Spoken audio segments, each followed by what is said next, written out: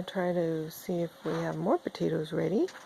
This is my Asian pear tree, and the well all the way around it, of course, I compost, and I mulch, and right now I have lots of eggplants growing around here, and some volunteer potatoes. These came up just from potato peelings that I compost.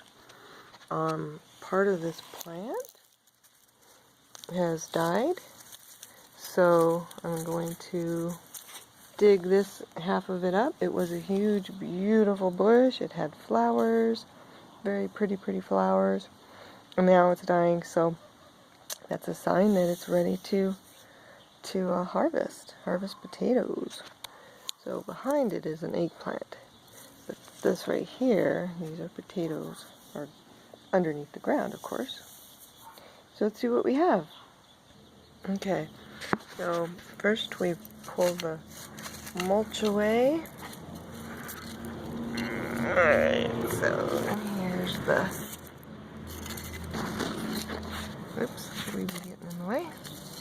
Here's the bottom of the plant, so I'm going to pull mulch away.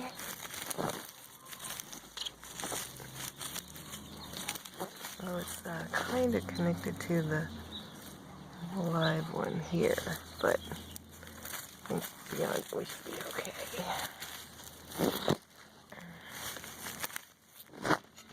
I'm gonna dig like right here, I think. Let's see what we have. Actually, no, I think I'm going the other side, because I don't want to disturb the living one. It's still storing up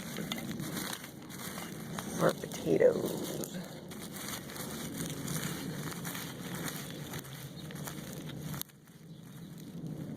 I don't know if you can see that, but I have lots of earthworms. They love it in this mulched bed, even in Tucson, Arizona.